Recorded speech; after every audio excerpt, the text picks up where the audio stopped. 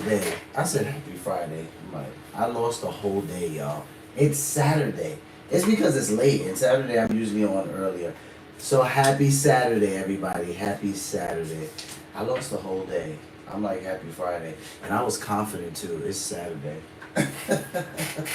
My bad, y'all. My bad. I've been doing a little bit of running around today, taking care of the wife because she wasn't feeling too good.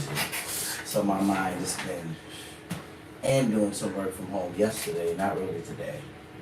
I don't have to work on the weekends, so I do my best not to work not to work from home on the weekends. It happens, but not often at all. I can literally count on one hand, and it's like once, maybe twice. So what's up, y'all?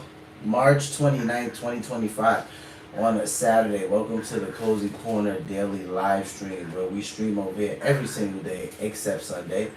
Today is Saturday, and I'm going to give you guys a rundown of the menu of what we're going to be digesting today. I hope you are grounded and regulated, because we're going to digest some news. And if you're not grounded and regulated, news can make you dysregulated. So I suggest you click off and you come back when you're regulated. So let's go through the menu, ladies and gentlemen, shall we?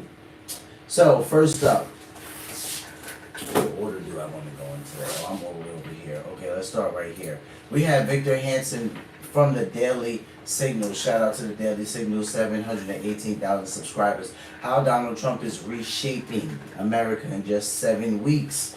We do see President Trump reshaping America in just 7 weeks. He's definitely going after some foundational ground here in this term.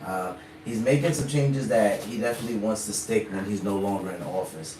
Then we will be switching gears to Diario AS. Shout out to them, 1.97 million subscribers. Danish Foreign Minister slams J.D. Vance after his controversial visit to Greenland. So he's going to kind of go, he makes a little speech here to J.D. Vance about his short visit in Greenland and how he still views America as an ally, but the way J.D. Vance spoke, that is not how you speak to your allies. So he made that little message for J.D. Vance. We'll go over that. Switching gears, we're going to go over to LBC. Shout out to them, 1.14 million subscribers. We must have Greenland. Donald Trump vies for Arctic nation. J.D. Vance spoke about this a little bit in his speech when he was at the military base in Greenland, and talked about how he didn't really pay much attention to the politics when it came to Greenland until President Trump started to talk about it. And he said that President Trump really made him pay more attention to it, and how important it was for the United States to have some type of governing control in the Arctic. So J.D. Vance even was transparent and said he didn't pay that much attention to Greenland until President Trump started talking about it. Then we're going to switch over to some Canadian news. I always let you guys know over here, Canada is my second most watched country on this channel. So I do my best to keep up with my Canadian news. The Simple Investor, shout out to Todd, 32.1 thousand subscribers. There's no way Mark Carney said this. It's over. So in case you guys don't know, Mark Carney is currently the sitting Prime Minister for Canada. Todd likes to call him the unelected Prime Minister of Canada. And we're going to go over a speech that Mark Carney had where Todd is not very happy about Mark Carney's behavior. And as he says, not most Canadians are. Most Canadians right now, based on what I'm seeing, and I have been watching Pierre and Mark since before they really started any type of official election. I believe it'll be April 28th. It seems like Canada's leaning more conservative, or at least they're having a desire for more conservatism in the country. Under Trudeau has been pretty liberal, and it's been like that at least a decade. And it seems like for the most part, Canadians are tired of that. So then we're going to switch gears and go over to the Toronto Sun. Bachelor's burning questions. Poliev upbeat with policy. Carney just seems angry. So they're going to go through some of the things that they're noticing, some of the grave differences they're noticing between Pierre and Mark. Shout out to Pierre, by the way. His campaigns are starting to get a little bit larger. You know, the more I watch them, the more I see them picking up. I've been watching him since the beginning, so they definitely seem to be getting bigger. Now all the parking spaces are filled. People are not able to get in all of the time. So it looks like Pierre's audience is growing. And then we're going to go over to Cliff Buell. Shout out to Cliff Buell. Over here, we always end the live stream with a Christian clip. Cliff Buell covers Christian content in in the form of YouTube shorts. So I like it because it's short, straight to the point, pretty informative. Today's topic will be, what is a woman? That will be today's topic. Man versus woman. Can you be what you want? So that is how we will end the live stream for tonight. So we're going to jump right in, folks. I don't want to keep everybody waiting. And with that being said, welcome to Cozy Corner TV, ladies and gentlemen. I am your host, Kieran Smith, call me Q, and we are on the corner. We're on the corner. So first up, the Daily Signal. Victor Davis Hanson, how Donald Trump is reshaping America in just 7 weeks. Let's take a look. How should we characterize the first 7 weeks of the Trump administration? Because we get so much information and misinformation. So what are we going to make of all this? Trump is in a race. He's in a race to enact fundamental disruptive change, a counter-revolution. And it's going to be rough for a while, as he pointed out. But the things that he has already done are going to have fundamental advantages for the United States. If he is able to solve the Ukraine war, and if he is able to have a general peace in the Middle East, that will be the most substantial presidency, if he does nothing else, that we've seen in 50 years. Oh yeah, 50 years.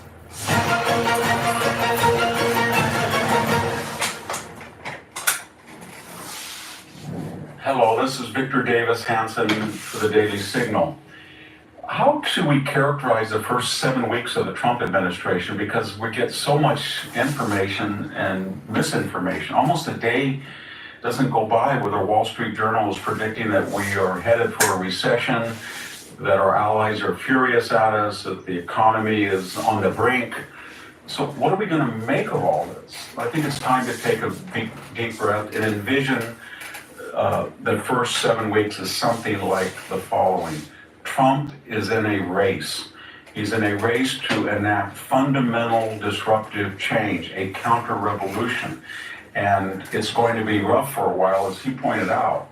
But hey guys, do me a favor, hit that like button while you're in the chat. Thanks for stopping by. Things that he has already done are going to have shortly, or maybe even midterm, fundamental advantages for the United States. The question is, can he message and can he explicate and explain what he's doing so people hang on? Because the eventual reward will be great. Now, what do I mean? We're talking about tariffs, but even the mere mention of tariffs for all of these countries that have not been reciprocal and have imposed tariffs on us in a way that we would never think of imposing on them, the idea that we might return to parity, it's had an enormous effect.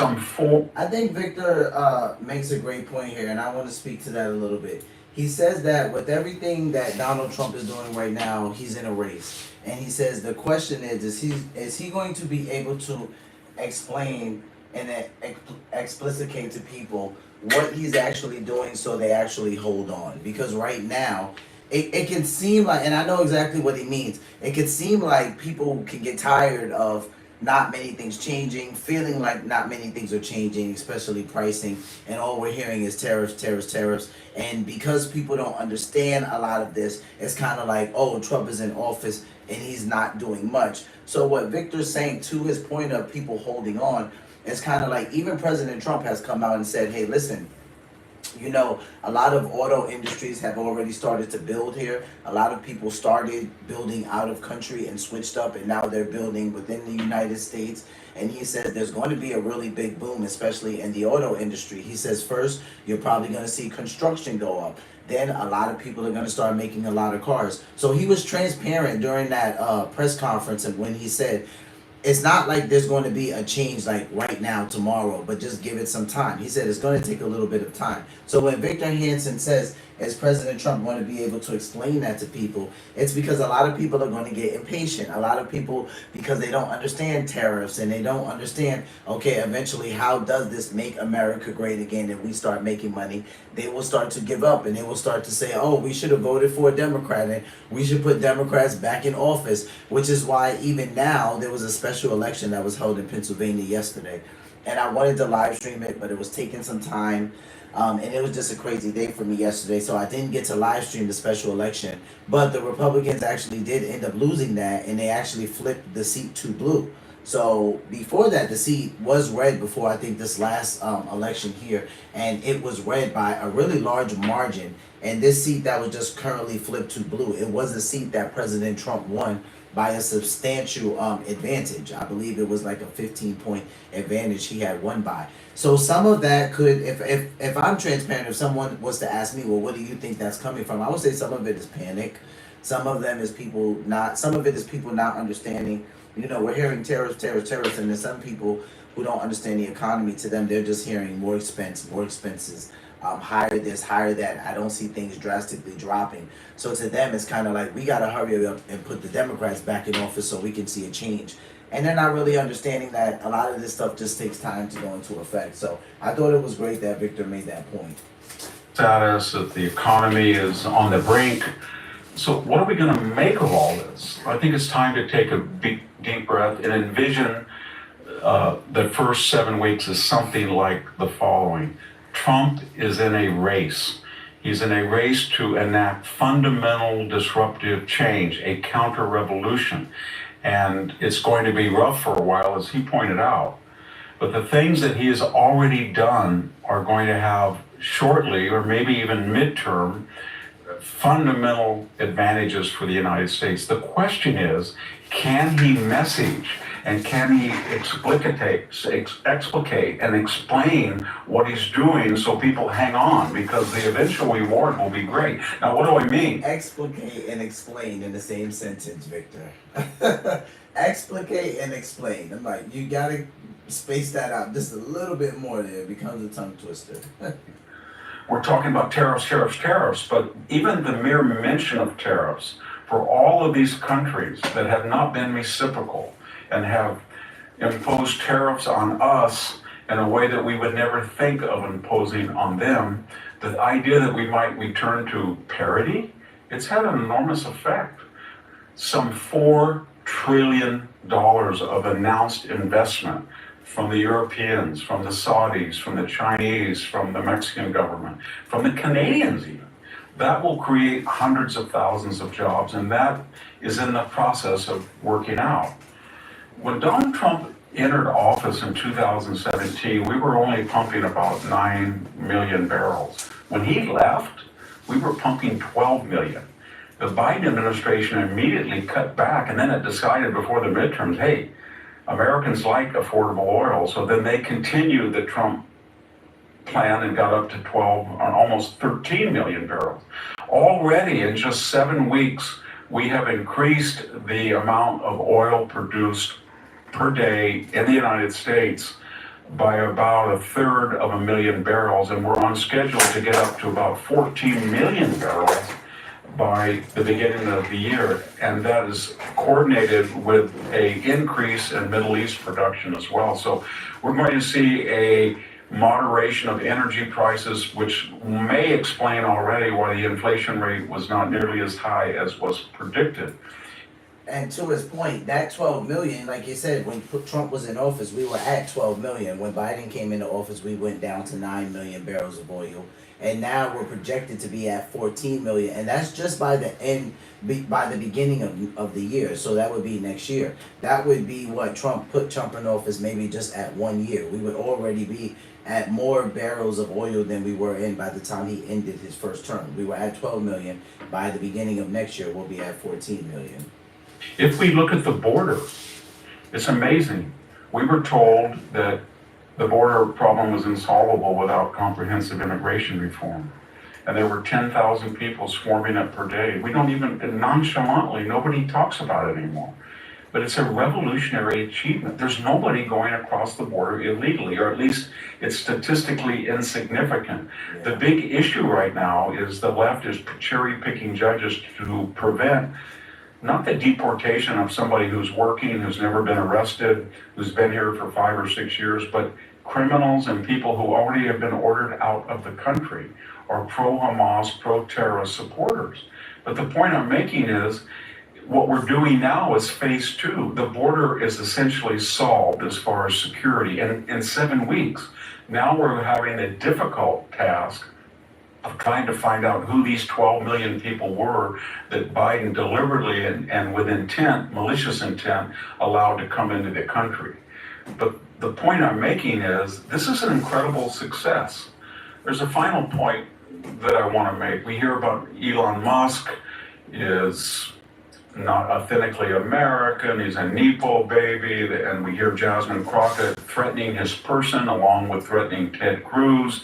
All of this chaos and nihilism coming about Elon Musk and what he's doing. But what he's finding out almost every day in the Treasury, in the IRS, in the Department of Energy, in the intelligence communities is a vast, unreported siphoning off of hundreds of millions of dollars, if not billions, to favorable and mostly left-wing entities, both in abroad and here in the United States. And already he has cited areas where the cabinet officers can cut $200 billion. That's a fifth, only after 7 weeks. And the funny thing is that Elon's team was able to find all of this just going through line for line of what the government was spending. He literally said that there were lines where a substantial amount of money went out and there wasn't even a description for it. So nothing, know where the money went, who it went to, what the money was for. And I thought that was insane that the government could be sending things like that out.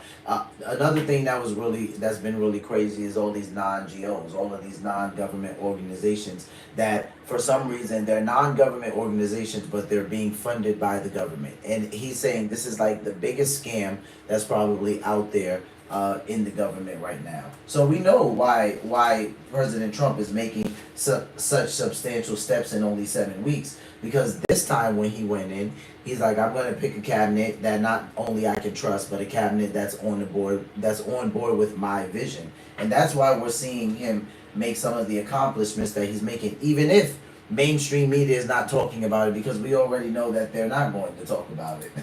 He's got a fifth of the way to go. He thinks he can cut $1 trillion without touching entitlements. I don't know if he can, but let me just sum up.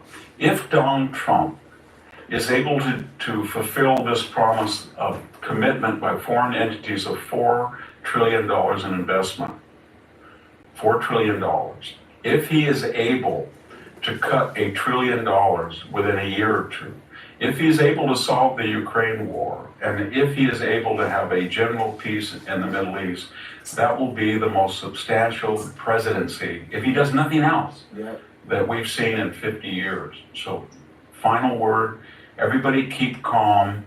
There's events in process that if they are brought to fulfillment and fruition, this country will be a radically different and radically better place. This is Victor Davis Hanson. Thank you. From the Daily Signal. And I believe Victor, I actually am going to side with him on that. It will be a substantially better place. I know right now, like I said, economics is not everybody's forte. Some people understand it, some people could give a rip about it. But the less you understand it, the more confusing this stuff is going to be for you and the more angst it's going to create. And really what it is that it just takes time. Like a lot of it takes time. I'm hearing a lot of people, especially in the circles that I happen to be in, say things like, we're not seeing any change and, the Democrats need to be doing more. And I just tell them the Democrats don't need to do anything. They just need to figure out what direction they want to go in if they want any shot at winning in 2028. They don't need to do anything with what is happening in the government right now, because there's already been a president elected and he's already carrying out the mission and the promise that he said he would bring forth. There's nothing that they need to do. So we're going to switch gears a little bit to Dario A.S. Danish Foreign Minister slams J.D. Vance after his controversial visit to Greenland. So I found this super hilarious only because J.D. Vance's visit to Greenland was never meant to be controversial. It was never meant to be an aggressive visit, and that's just how Greenland took it. I'm not sure where that came from. Some of it could have come from just watching President Trump in his first term, now how he's moving in the second term, coming out with the tariffs, how he's been handling everything. And they literally, this is what the headlines read, and I'm not saying just mainstream media, I'm talking about even local. It was read that JD Vance's visit was an aggressive move, and I thought that it was interesting that they put it in that category, because from what we understand, his wife was going to see some type of I believe a dog race or something like that, and JD Vance does make a video saying that he doesn't want his wife to go out there and have all that fun, so he's going to be going with her, and that he would be going to a military base. And he didn't put it out there as if it was this aggressive move to say, hey, like, I'm coming out there so we can set these plans up. But that's just the way that the media portrayed it. And I mean, like, he's really been getting slandered all over the place with this visit, which I thought was interesting. I'm like, wow, like, they'll literally look for anything. So let's see what the Danish Foreign Minister has to say about J.D. Vance's visit to Greenland. Much is being said these days. Many accusations and many allegations have been made. And of course, we are open to criticism. But let me be completely honest. We do not appreciate the tone in which it's being delivered. This is not how you speak to your close allies. And I still consider Denmark and the United States to be close allies. We respect that the United States needs a greater military presence in Greenland, as Vice President Vance mentioned this evening. We, Denmark and Greenland, are very much open to discussing this with you, with an open mind. We still have the defense agreement from 1951. It offers ample opportunity for the United States to have a much stronger military presence in Greenland. If that is what you wish, then let us discuss it.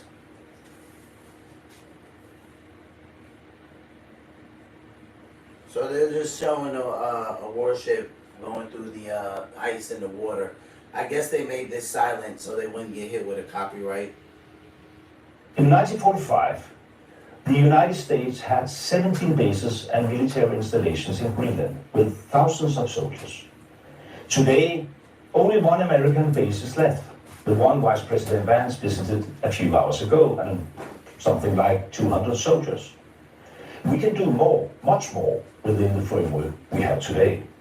Let us make use of that, and let us do it together.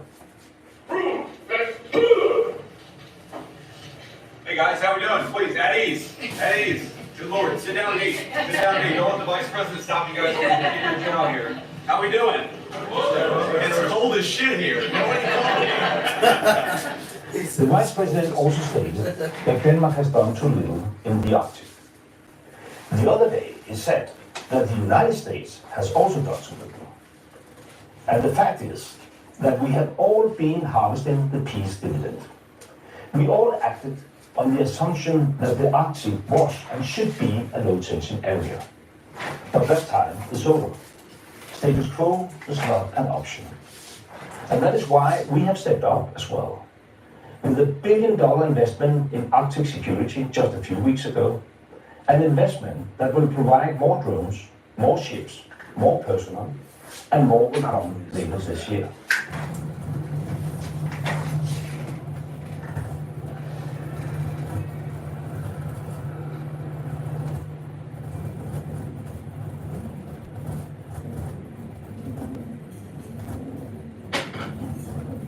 Today, NATO's security guarantee also covers Greenland.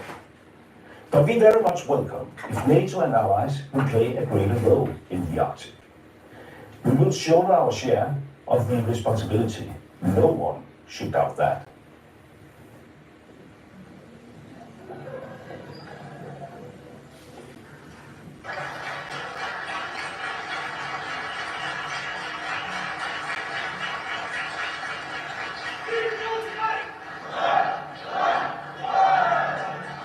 I'm pleased that the Vice President today emphasized the right of the Greenlandic people to determine their own future. This is important.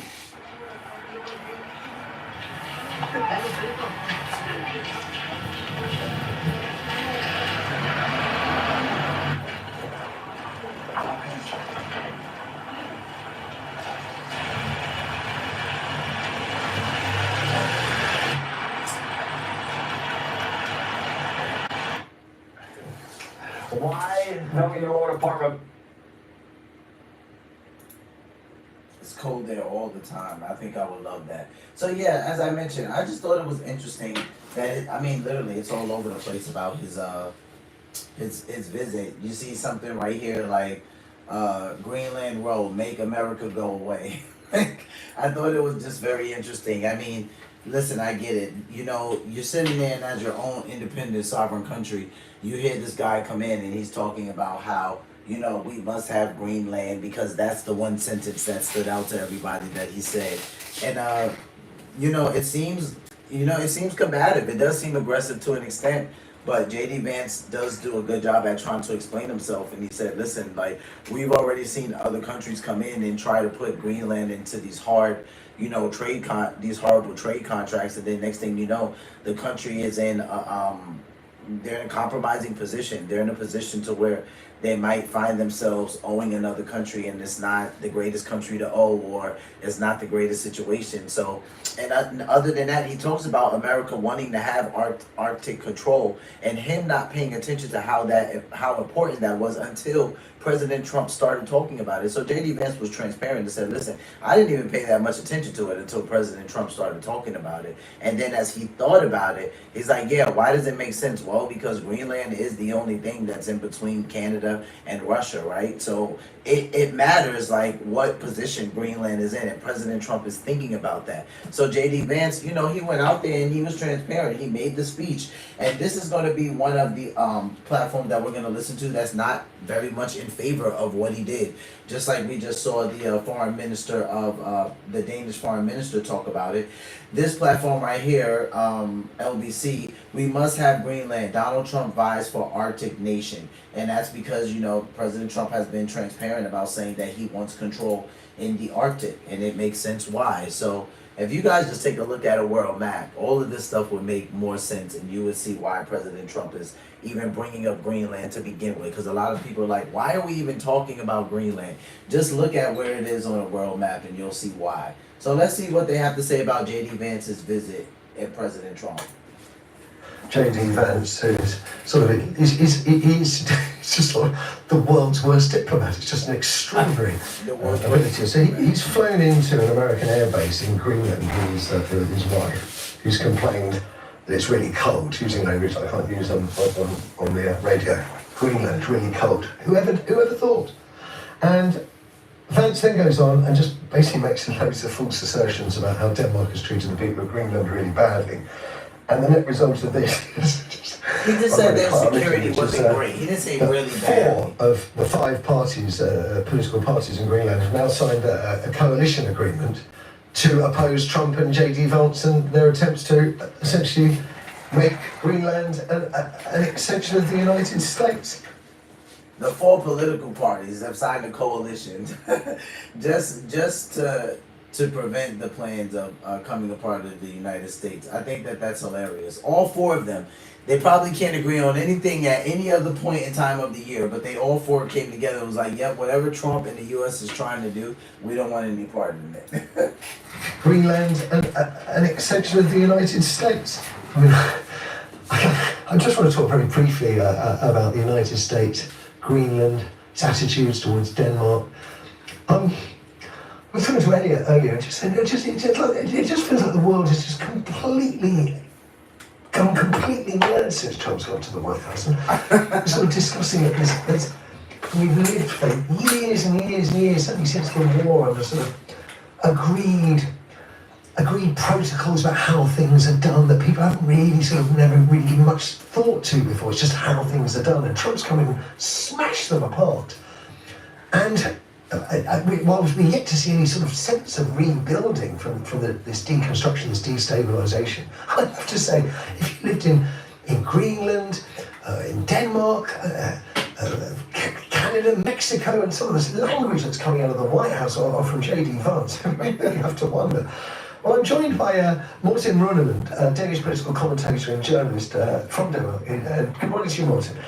Good morning. I mean, J.D. Vance touching down in Greenland, his wife remarking that it's extremely cold, which is, I mean, just such an infantile comment, it's beyond belief. And then the language from Denmark doesn't look after Greenland, which has prompted Greenland's politicians to unite in opposition to what the United States is doing. Can you make any sense of this, Martin? I really can't. But it has had that positive effect that the coalition government in Greenland is very wide now. It's a lot of parties across all spectrums just coming together and being one Greenland against this sort of strange entity that is the US right now. I can't help but wonder, when you look at Donald Trump's inverted commas peace plan for Ukraine, which now broadly looks like well, you can be run by Russia or we'll take everything you have and that's peace. Seems a very poor deal. But you can see that Trump wants stuff from Ukraine badly. What's his interest in Greenland? What's he want? Yeah, the hypothesis could be that there's also stuff in Greenland that you would be interested in, a lot of natural resources and earth minerals, stuff like this. And then there is the security issue, but everybody knows this. We've already on this. They have a base on Greenland. This is not new information. So maybe it's about the natural resources of Greenland this time. I can't help but wonder if that is the interest. How do you foresee the remainder of Trump's presidency? How is it going to affect the people of Greenland and Denmark? Well, it depends on how he's going to proceed, because he has changed his stance a little bit. It's now about the Greenlandic people can choose their own fate, and they think it's going to be America. Whereas in the beginning it was, we're going to take it by force. It could be military. That kind of has changed over the last few weeks. So to something that this guy's saying here, like I've said it before on this channel that I like nerd out on maps. So you guys, you're probably not going to be able to see this because YouTube is probably going to flip it around for you. But if you see this right here, this is North America right here. This is Canada right here. This purple thing right here is Greenland. And this big yellow thing over here is Russia. Greenland is literally in between. That's why. You literally have North America right here. You have Canada right there, Greenland, and then you have Russia. This is why it matters to President Trump. And everybody is saying, like, I don't understand why he's even bringing up Greenland. Like, Greenland doesn't make any sense. And people have been saying this for some time. And I knew why he was bringing it up, because if he's thinking about it from a war perspective, so yeah, maybe because I served in the military and like I had that war mentality and that militaristic mindset, but it makes sense because if you have North America here and you have Canada here, Greenland's here, and then Russia's right there, he's saying like, listen, if we have some type of control, some type of military presence in the Arctic, it's like if Russia tries anything, you know, we have like something there. Right now, the United States used to have a lot of military presence there, but they don't have as much as they used to. I believe at one point they had 17 military bases there. Now there's just the one, and that's the one that J.D. Vance went to. They used to have thousands of military soldiers there, and now they only have about, I think, 200, maybe a little over that, and that's their max right now. So the United States has a very small military presence in Greenland right now, and from what I understand, China's is bigger. So that's why it's concerning to President Trump. So for those of us who are not really understanding like why is Greenland even coming into play, that's why, because President Trump knows if America has some type of sway in the Arctic, like Russia will think twice, you know, about trying to infiltrate over there or do anything. And then Canada's really close to Greenland. So there's a method to his madness, even though right now it all just kind of seems like madness.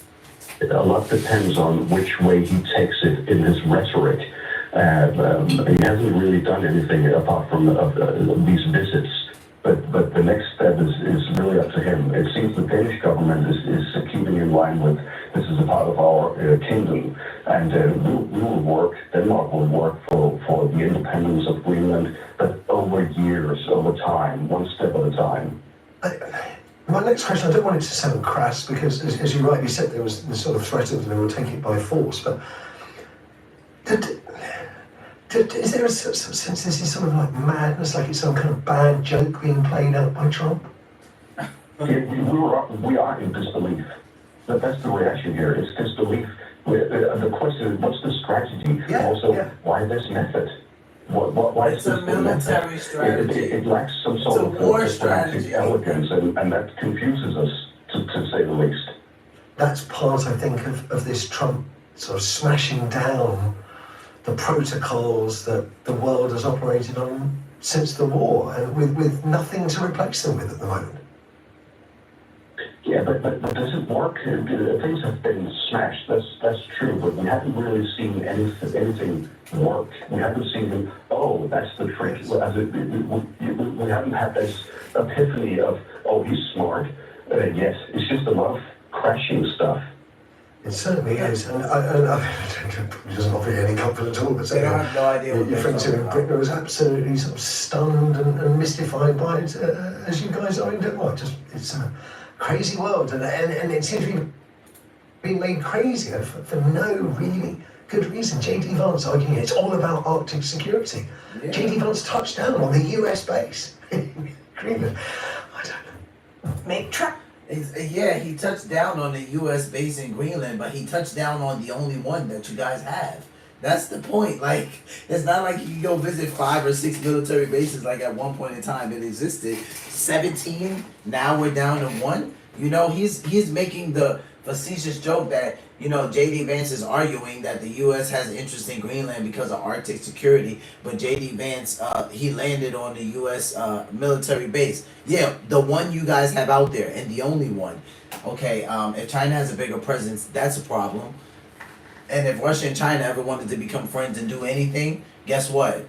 Russia's right there as you guys' neighbor, and China already has a greater presence than the United States in Greenland. It would be over. It would be over. But see, they're not thinking like that. But someone like President Trump is. And because J.D. Vance has served in the Marine Corps, President Trump probably started talking about it, and J.D. Vance probably started thinking. Just like right now, I can envision why something like that would be important. Without me even having to think too deep about it, but having served in the Marine Corps, I can totally understand why President Trump is concerned about Arctic security. Because literally, if China already has a greater presence in Greenland than the United States, and Russia is their next door neighbor, yeah, if these guys ever pair up and they want to come for America, they're coming from the north, and without a doubt.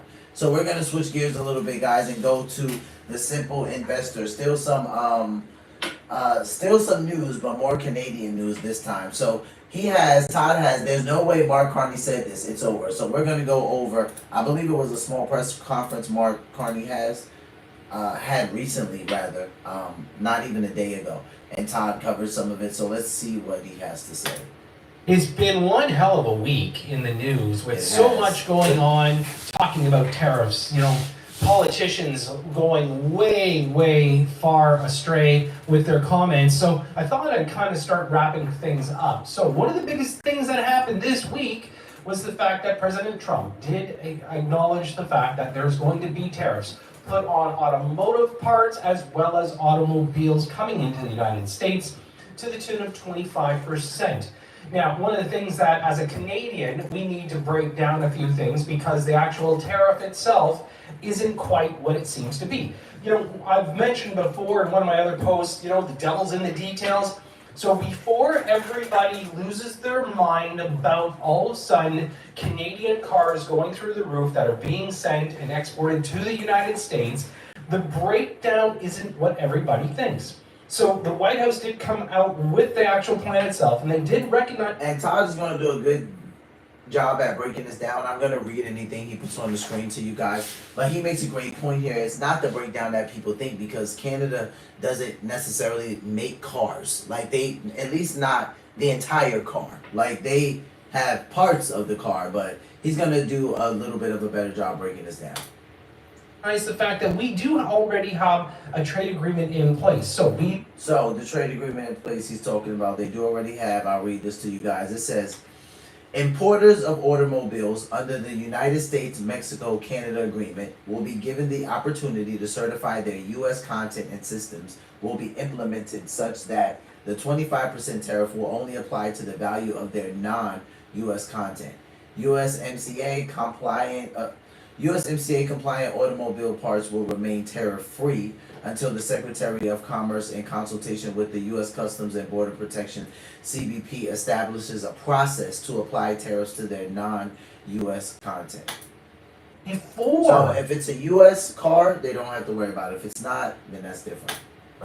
Canadian built cars or partially built cars, because Canada doesn't build an entire car itself. Right. They're going to try to determine how many parts were actually manufactured in Canada versus the United States. So before everybody sits there and starts going, the sky is falling, the truth of the matter is that they're going to figure out, okay, how much of Canadian content is in the car. Well, if you were to turn around and actually do the numbers, and there's a few experts that did weigh in on this, it's only a couple $1,000s. So 25% on a couple $1,000, a car could cost maybe $500 more. Now, I know there's going to be a few people that are going to say, jump up and down and say, well, wait a minute, Todd, that's not how it works.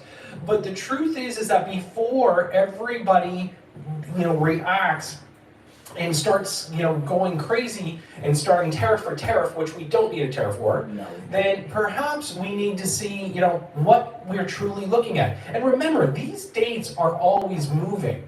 So here's what, the existing leader of the Liberal Party, and I'm going to call him a non-elected prime minister, because this is exactly what this guy is. He's merely the head of the Liberal Party, and he has dissolved government. So quite frankly, he should not say anything on Canada's behalf, but he still decided to step both feet in it yesterday. Our biggest challenge as a country is becoming the most urgent. Over the coming weeks, months, and years, we must fundamentally reimagine our economy. We will need to ensure that Canada can succeed in a drastically different world. The old relationship we had with the United States, based on deepening integration of our economies and tight security and military cooperation, is over. Wow.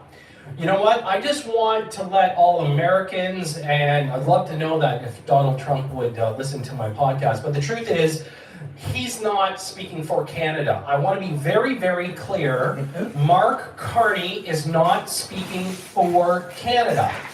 He has no right to. Yes, they call him a sitting prime minister. He's a non-elected prime minister. Right now, we are going to an election. He should not have any power to engage with anybody at this time unless it's an emergency, and this is not an emergency as by definition. He is creating an emergency by his reactions. And this is part of the problem here, is that we've been requested to do certain things. His government will not even address it. He will not even reach out to President Trump. Or perhaps President Trump doesn't want to talk to him. I understand that. I mean, I don't want to talk to him either. And he is not our prime minister, non-elected. I'm going to go backwards for a second. And, Carney wants to sit there and say that a lot of his claim to fame. First and foremost, do you know his family does not reside in Canada? You would think that a prime minister of the country would have his family reside in the country that he is the prime minister of. But no, they actually live in Manhattan. I'm sorry, United States. Yes, it's true. He goes back and forth, runs around on jets, and yet he's the guy that's always contemplating destroying everything because of carbon footprint. But he is. I think that says a lot. Now, that is actually a fact. So the fact that Mark Carney's family lives in New York City, there's been a lot of things surrounded around Mark Carney with New York and President Trump and, and China and his foreign assets. And a lot of it is just so non-transparent that I honestly can't even see why Canada would vote for Mark Carney. But let's just hope that doesn't happen. Prime Minister of. But no, they actually live in Manhattan. I'm sorry, United States. Yes, it's true. He goes back and forth, runs around on jets, and yet he's the guy that's always contemplating destroying everything because of carbon footprint. But he is probably in the world one of the highest users of carbon. His footprint is brutal. That's why they call him Carbon Carney, right? Now, a couple other things I'm going to tell you is that I think that I'm going to call him coattail riding Carney. And the reason why I bring this up is that back when the world went through an economic, crisis, and it was an economic crisis back in 2008, 2009. Everybody remembers the meltdown? Well, this gentleman became the head of the Bank of Canada at that time, and everybody's sitting there saying that he guided us through the tough economic times. Bullshit. I call BS on this because that's not true. There was a finance minister in place by the name of Jim Flaherty. Jim Flaherty has been recognized as probably one of the greatest finance ministers in the history of the country, and he was actually the one who helped Canada navigate through it. So again, coattail riding Carney is sitting there hopping on everything that somebody else has done and claiming it for his own.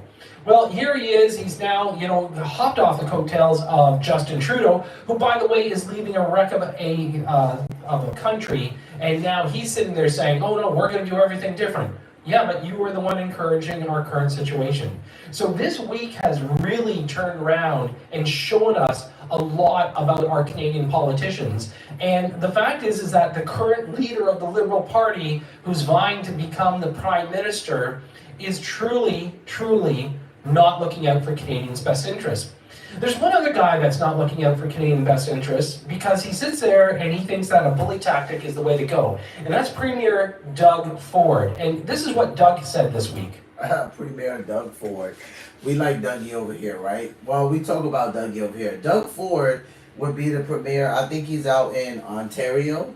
And he was the one who, when he first learned about President Donald Trump's tariffs, he was the one who was so upset and so aggressive in the media, and he's the one who said, "I am going to cut off all the energy in the United States with a smile on my face." That's who Doug Ford is. Let's hear what he has to say. But I can assure you one thing, we're going to make sure that we inflict as much pain as possible to the American people without inflicting pain on the Canadian population. That's disgusting. Really? You know what? When you sit there and you want to turn around and actually make a statement that you want to inflict on American people, just so you know, do you? In our minds, you are worse than any other leader that we've seen because it's not trying to inflict pain on people. Why would you do that? One minute you're sitting there making a statement that you love Americans and they're our neighbors and they're our friends, and next minute you're trying to declare that Mr. Tough Guy, we're going to inflict pain on them. Look, yeah, he's going to inflict as much pain as he can on American people without inflicting pain on Canadians. I'm like, okay, Dougie, we'll see about that. This is part of the rhetoric that's been floating around, and nobody wants to actually deal with the root cause and actually have it happen. Now, the one thing about this guy also is the fact that his relationship with an opposite party member. So here he is declaring that he's had an incredible relationship with Chrystia Freeland. We went through... He says, "I have an incredible relationship with Chrystia Freeland. We went through a lot of battles together," Doug Ford. A lot of battles together. I think Doug's missing the platform here. So, Doug, I thought you were a conservative, but you're sitting there wanting to endorse probably the worst finance minister we've ever had, former deputy prime minister, Chrystia Freeland, and you're sitting there, applauding her. So, I'm going to give you a quick prediction. Quite frankly, Doug Ford is not a conservative. He is a liberal.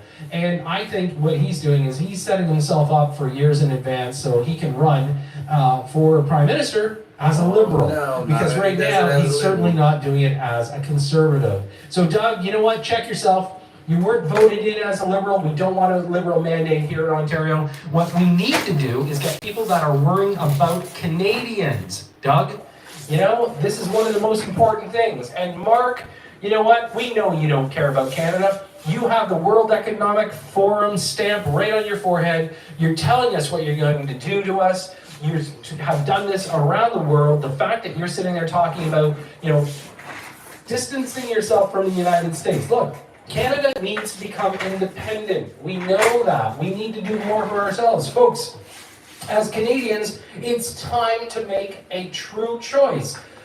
Has the existing government, and it is the existing government, unfortunately, for the last 10 years, done anything for Canada?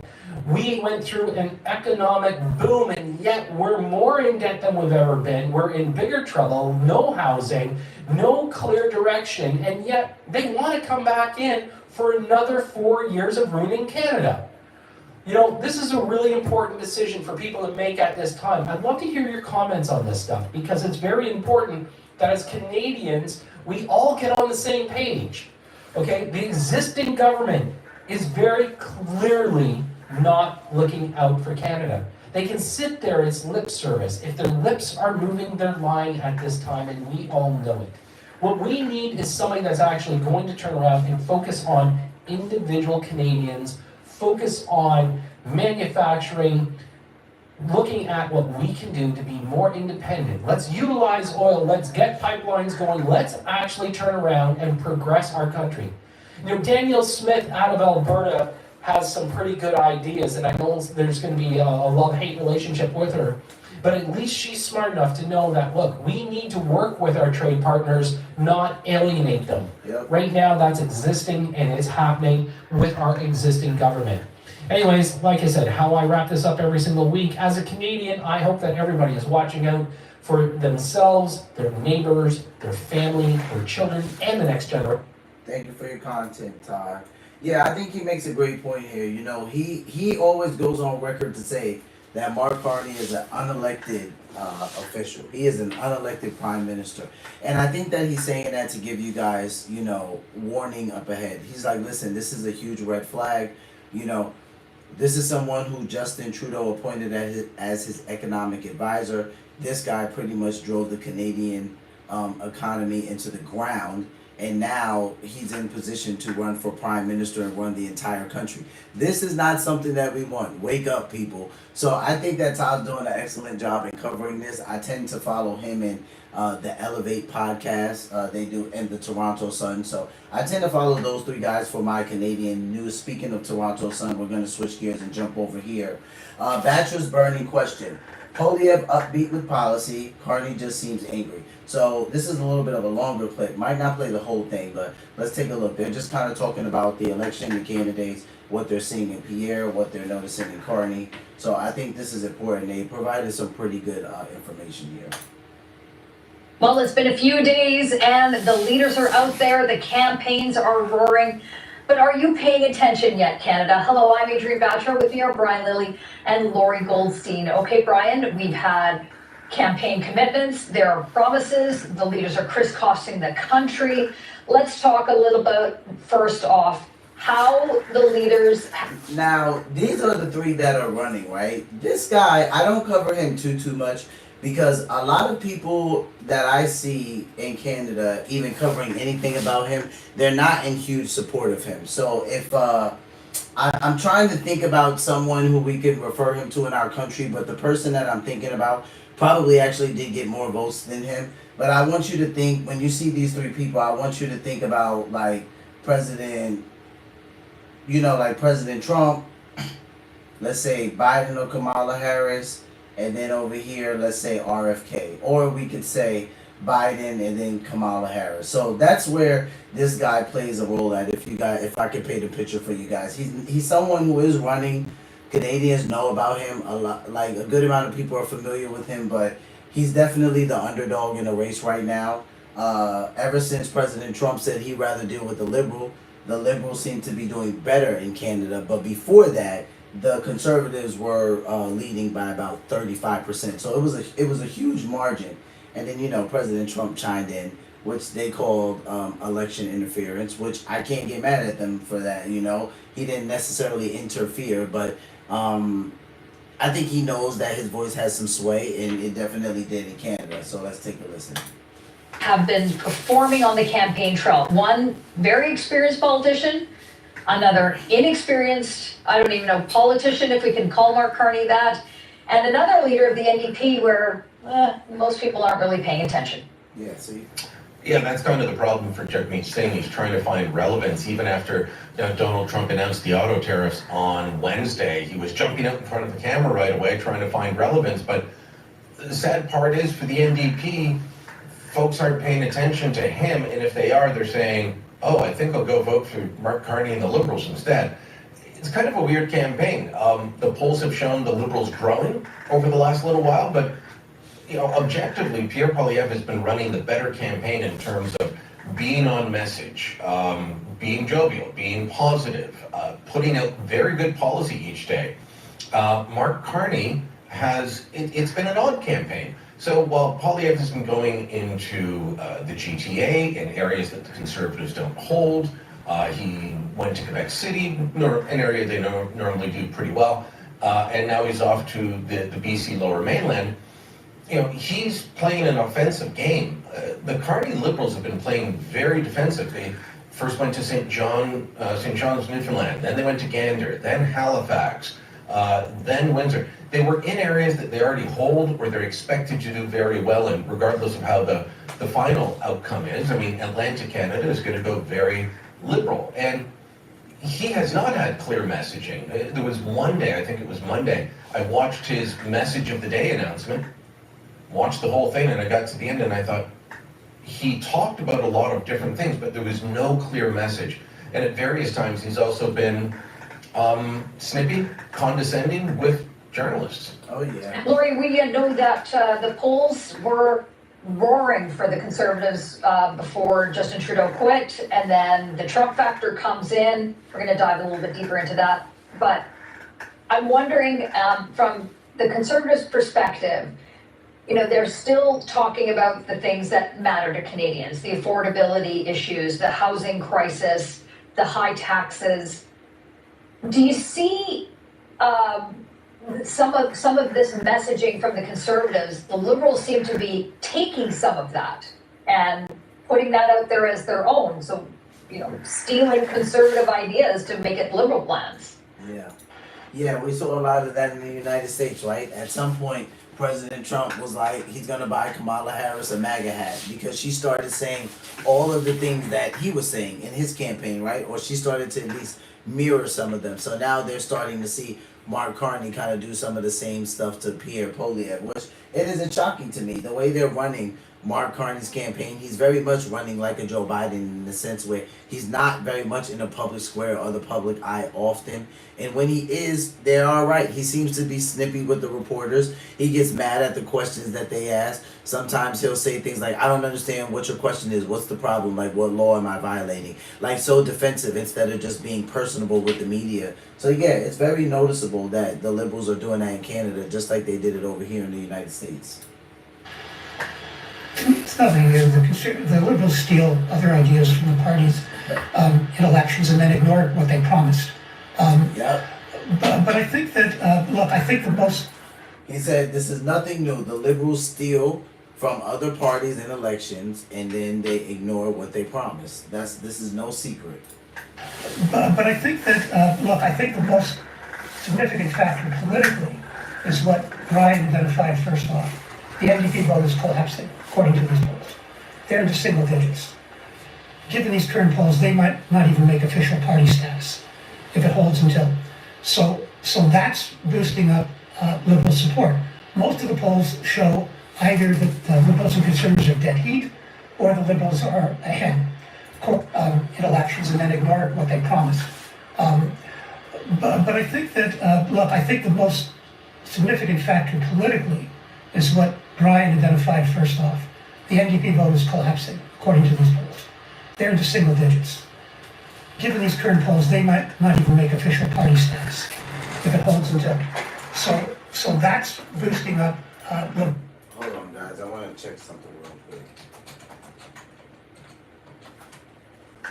Okay, so the NDP, the New Democratic Party, Canada's NDP. So this gentleman is talking about the fact that what the newscaster pointed out right here, what Brian pointed out, this guy right here, was that this gentleman right here who is running, he's a part of the NDP party. So we would say Pierre's conservative, Mark Carney's liberal, and he's NDP, right? So, I mean, I don't want to say in America he would be independent, but if you want to if you want a framework so you can understand it better, you could kind of say like, Republican, Democrat, independent, something like that. But he's more New Democratic Party. What Brian was talking about, what this gentleman is saying, is that the guy who's on the new Democratic Party, his vote is not really taking ground. And we see this all the time in America with the independent party. I mean, RFK, most people don't even know RFK had more votes than Kamala Harris, but he did. But I forgot who said it, but someone did say that they would like to see, it might have been Jordan Peterson, but they said they would like to see the independent party kind of take off, but they never really have the finances that they need in order for their campaign to really take ground. And we see that. That's why America usually ends up picking between Democrat or Republican. So what this gentleman is saying, that the NDP party, you know, he's running for that NDP party and he's trying to be out there and be relevant and be excited, but you know, the excitement just isn't there. What this gentleman is saying is that the NDP party vote is dropping all the way to the point where it's in the single digits. This could have been some of the reason why RFK left what he was doing, like left his campaign to join President Trump. I'm not saying RFK didn't have a chance at all to win, but he probably felt like maybe he's not going to make it, so he's just going to at least jump over to a party that he supports their ideas and they align with what he wants to do. The Liberals steal other ideas from the parties in elections and then ignore what they promised. But I think that, look, I think the most significant factor politically is what Brian identified first off. The NDP vote is collapsing, according to these polls. Yeah. They're into single digits. Single digits. Given these current polls, they might not even make official party status if it holds until. So that's boosting up Liberal support. Most of the polls show either that the Liberals and Conservatives are dead heat or the Liberals are ahead. Of course, even if they're in dead heat, that's the advantage to the Liberals because their vote's more efficient than the Conservative vote. Having said that, though, I think Carney, they're running a frontrunners campaign, I think, and they're scared. Oh, yeah. Like, you don't agree to go on the largest French language network in Quebec, Yeah. TVA, for a debate. This from the party that has always said that the leader of the Liberals must be fluently bilingual, has attacked the Conservatives, but in their judgment, the Conservative leader, and mocked the Conservative leader when they said, you don't have a bilingual candidate. And I agree, they're cocooning him. And you cocoon him for a reason. You cocoon him because you're concerned about what he will say in unprompted situations. Yep. And in terms of an example of, I'm sorry, but Eastern Canadian liberal media bias, right? So it looks like Mark Carney has declined the debate. I'm going to do some more research on that and bring that back to you guys on Monday. But it looks like he said you declined the debate on Quebec's biggest television network. So it looks like he declined the debate. I don't know if it'll stay like that the whole time. But I mean, it makes sense. We saw it in America.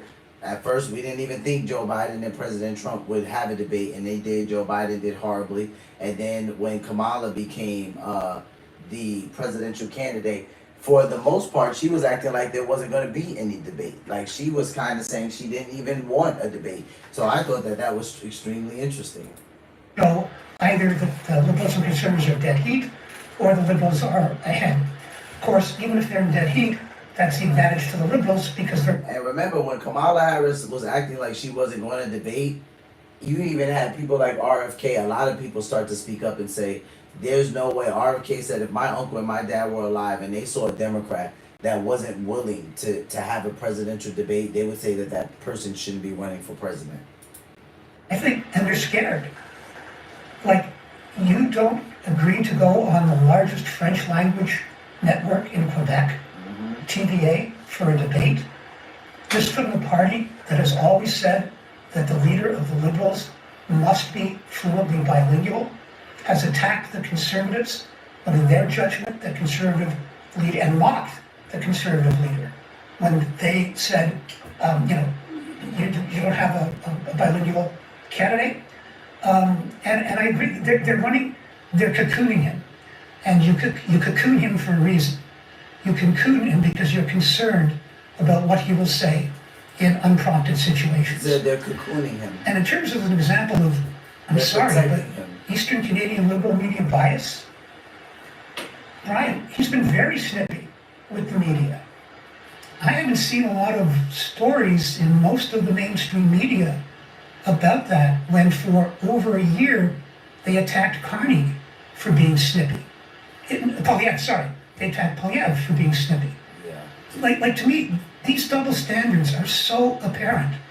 And I think it's like the people doing it. So when Pierre was snippy with the media, you can find clips on YouTube now about that. Like Pierre, I like the way he handles the media because they'll say things to him like, hey Pierre, everyone's saying, and Pierre will be like, oh yeah, who's everyone? Like probably one of his most viral ones or something about apples, and he's like eating an apple while he's talking to the reporter. So Pierre, I actually like the way he handles the media, but he says it right here. He says they were critical of Pierre for over a year because he was snippy with the media, but Mark Carney does it all of the time, and no one's even reporting on that. That double standard, yeah, we see that in America a lot.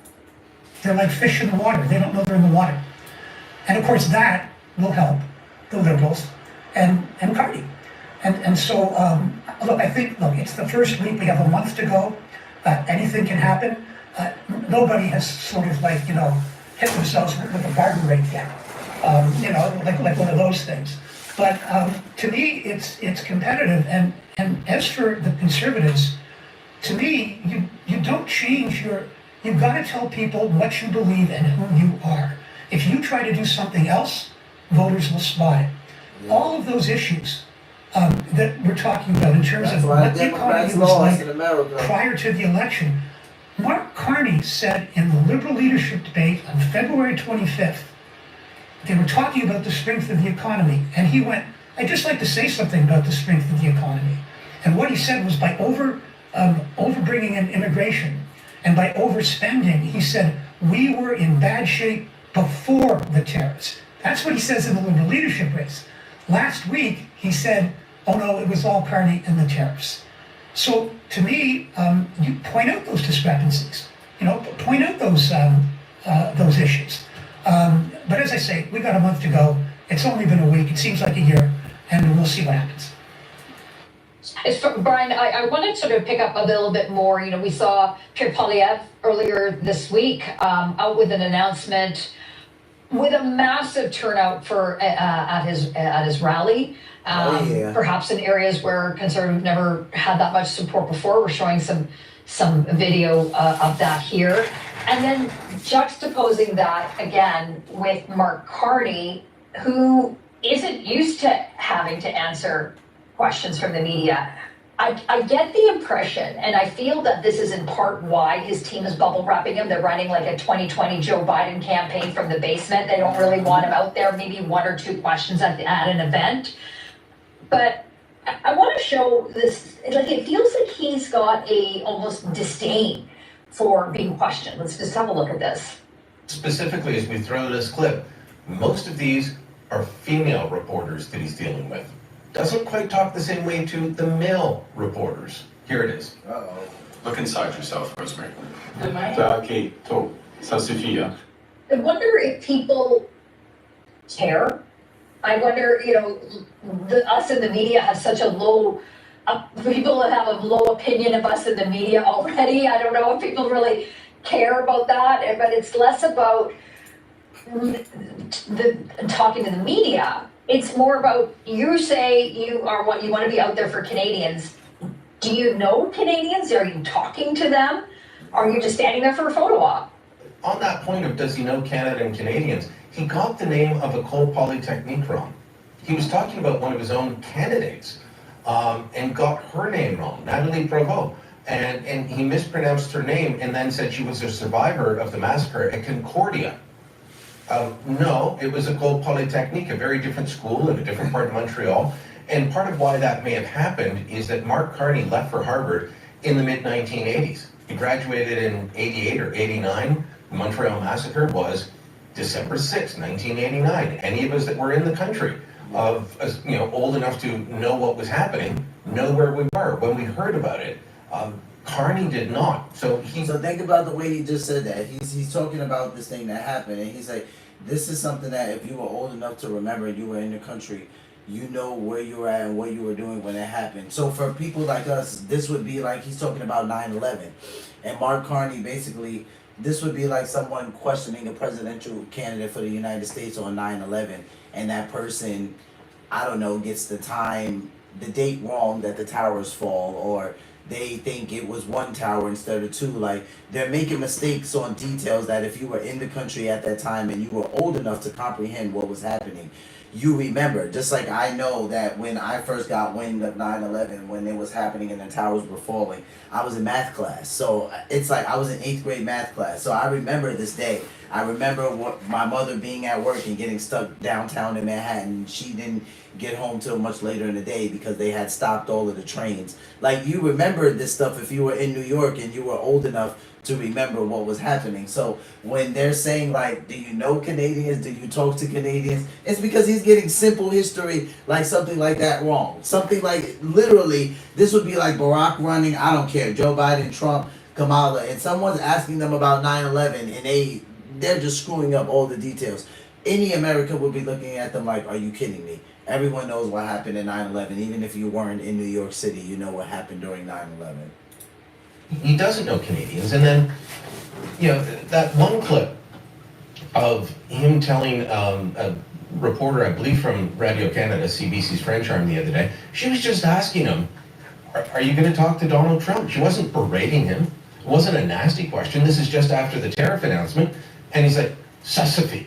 That's enough. Excuse me? What? Who are you dictating to? The guy was bank governor.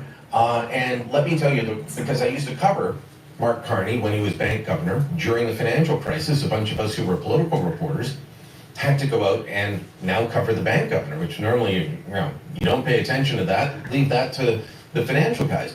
The financial guy is very deferential. It's a very different relationship. The bank governor just tells you what he needs to tell you and answers a couple of very nice, polite questions and goes away. It's not the free-for-all. It's not the bare bone scrum that the political guys have. And he's not used to this. There is a long time left in the election. And, if Donald Trump stops throwing tariff bombs into the middle of it, and Canadians see who Mark Carney is, they see that I think he's going to be destroyed in the debate, although those are pretty late. As Laurie said, it's competitive. Things could change. But there is this attempt not only to keep him from the media, but for many in the media to assist in bubble wrapping Carney, not ask the tough questions. He was asked a few about Brookfield the other day. And keeping him from the media or out of the media, that in itself is a red flag. And the We're tax doing the havens. same thing with Joe Biden. Do you know that this is a guy who has been photographed with Ghislaine Maxwell, who's Jeffrey Epstein's madam, and partied with Prince Andrew, and we know all the claims and rumors about Prince Andrew and Epstein, the lawsuits that have been launched against him. He's never been asked about that. Can you imagine Pierre Poilievre hanging out with Ghislaine Maxwell and Prince Andrew, and nobody saying, hey, wait a minute, what are you talking about here? I'm the only person in the mainstream media. Yeah, see, Lily Carney campaign pushes back on Maxwell photos, says they are not friends. But there they are right there. To put that question to the Carney campaign. He did not address it directly. It was through an unnamed spokesperson who would only speak on background. And look, Right, fine, you can believe his answer, but he should be asked about it and be on the record about it. Because if that was Pierre Poilievre, even after he answered it, they would dog him day after day. Carney is the most unvetted candidate for prime minister we've ever had, and too many in the media that are covering him aren't interested in asking tough questions. Yeah, and that's what matters. Like, I wanted to stop there because I do want you guys to go over to Toronto Sun and watch the rest of it. I stopped at 11 minutes and it's 11:34, it's 18:41, so you got about 7 minutes left of it. But I wanted to stop there because they bring up such good points about Mark Carney and the way that he's running his election. And I wanted you guys to hear that because you have her and you even have Brian saying, like, listen, they are literally running an election for Mark Carney the way they basically did for Joe Biden in the U.S., keeping him hidden. They don't really want him to be in the media. That's crazy that Canada knew that about U.S. politics. But yeah, because it was obvious that they were doing that with Joe Biden, kind of acting like there would be no debate.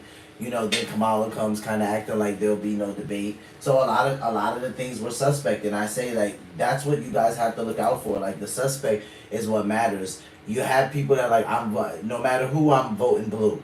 Somebody needs to throw that phrase out of the window. It's like no, it's you do research on the candidate. Just like what I say here all of the time. Jay Herbert, what's up? Thanks for stopping by, man. Hit that like button for me. I appreciate you, buddy. But this is what I say all the time, why my channel exists. Like, so we don't go to the polls ignorant. I know that it's hard for people to get into politics if you're not already into it, because it took me a long time to actually pay attention to the news and care. But when I started taking voting seriously, it matters who you put in the White House. And you have people say things like, oh, it don't matter, like they're just gonna put whoever they want in there. If they're doing the elections fairly the way that they should be, your vote will matter. So I don't, especially when people just say I'm not gonna vote at all, and that's historically already, and people, black and brown people, I don't like that. Like when they say I'm just not going to vote at all, I can be honest on my channel and say I just don't like that, because I say that it's better for you to do your research, know the candidate, learn the stuff that you need to learn. What is a tariff? Learn these things so that angst is not building, and you're not like, oh my God, like I need to vote Democrat every time to get rid of all these Republicans. It's like, no, like one wants to give you money, and just giving and printing money doesn't solve any problems. And one wants to free up your money. You have to choose which one you want, right? So doing a little bit of research, it's not going to help anybody. If anything, it's going to make things better and easier. It'll make life easier for you. So with that, guys, we're going to go to the last clip of the live stream from Cliff Buell. We're going to end the live stream with a clip from Cliff. And today he is talking about what is a woman? Man versus woman. Can you be what you want? So Cliff covers YouTube shorts.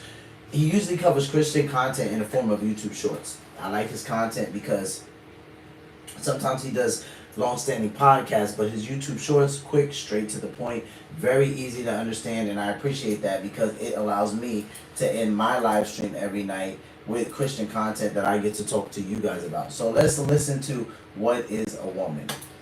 Charlie Cook's at the end of this one. Check it out. So for one thing, you would make the claim that trans women are not women, and I think that is a harmful stance. Okay, so what is a woman? A woman was a gender, but a woman is a person that is female, you would say. Gender is an artificial concept made up by John Money in the 1960s. There are no genders, there are two sexes, and there are unlimited personalities. Well, your personality is unique to you. Your gender is a category that you fall into. I thought that gender is fluid. So can trans women give birth? No, but I don't think all women can give birth. Can somebody self-identify as a leopard? No, because a leopard has a definition of it's a different species. You can't identify as but it's a different sex. So you can't identify as a different sex. You can't, you're right. I wouldn't say that trans women are biologically assigned female at birth. That's just not true. Oh, okay, so what you're saying is that they're masquerading. Relevant in your role in society, the way that you're viewed. It's not just about the roles in what they are. We are fundamentally different at our core. Our brain structures are different, our hormone levels are different, our needs, our wants, our desires, how we talk and process information.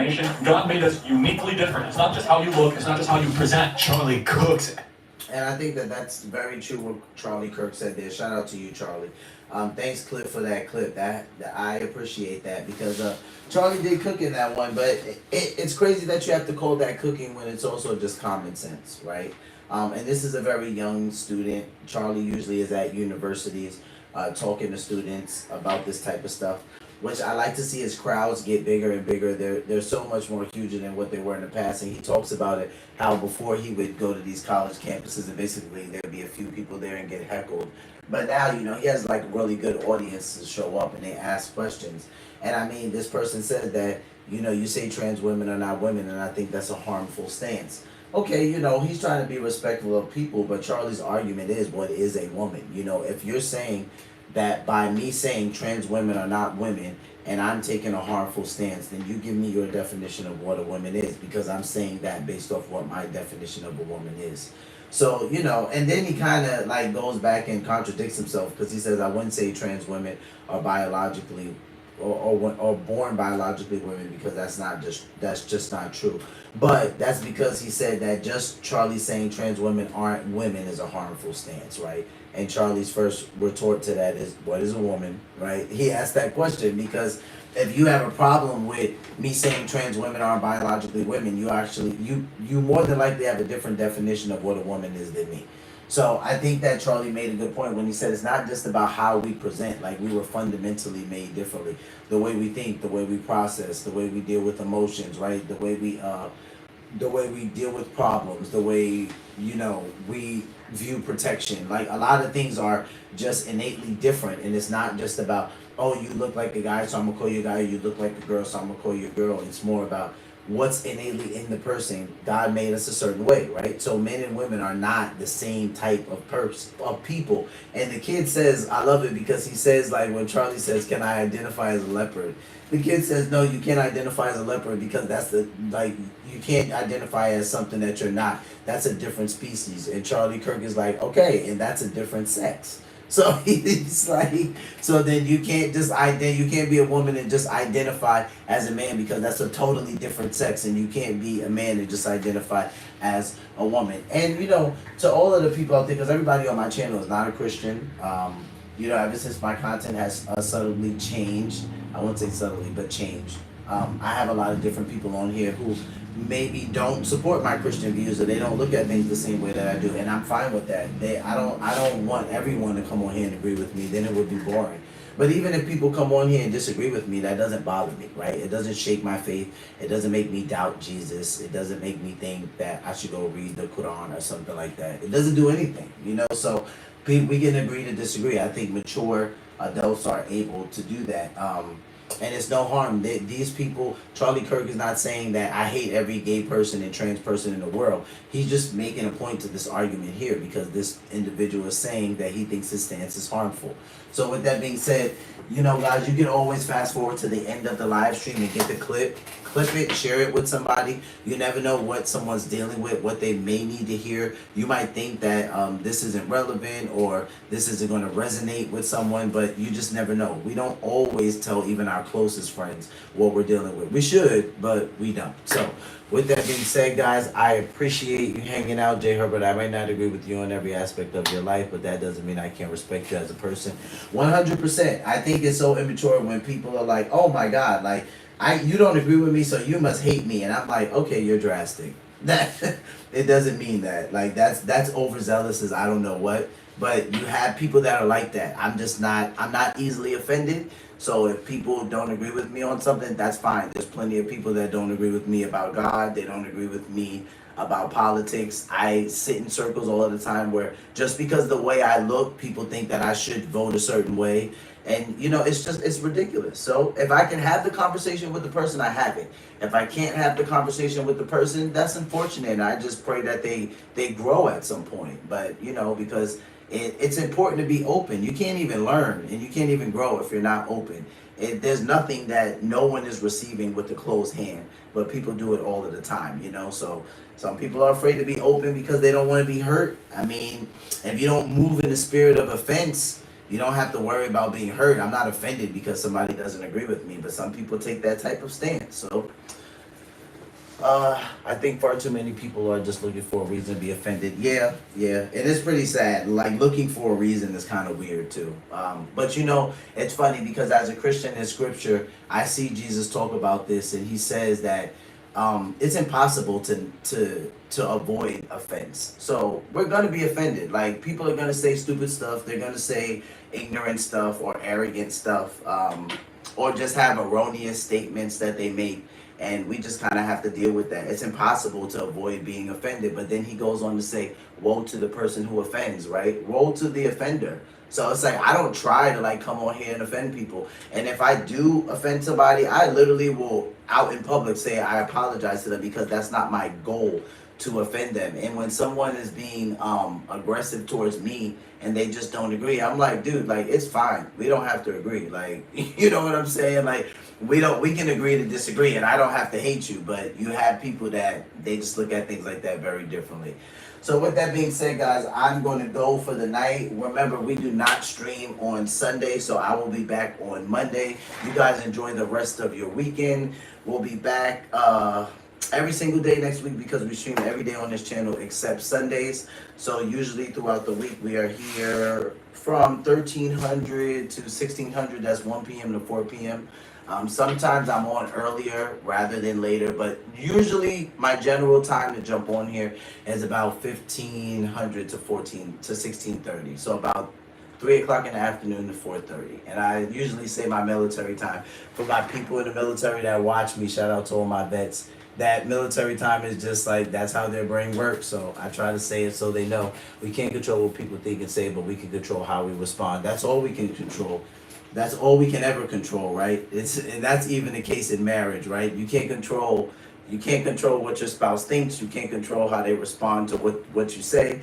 But all you know is that you can control yourself, right? So you can control how you come off to somebody. You can control how you say it. You can control your tone. You can control if you're gonna decide to be offended or not. But hey, people choose the worst parts of themselves sometimes, and I just think that's out of pain, that's out of trauma. I don't think anybody leaves the house wanting to be the worst version of themselves, right? So that's why I have so much grace for people, because when I had dark times in my life and I was the worst version of myself, I was ignorant all of the time, and I'm not happy about it. I actually have deep regret when I look in hindsight, but it is what it is, you know. When you don't take the time with people to learn and have grace and understand, like, you just come off pretty ignorant.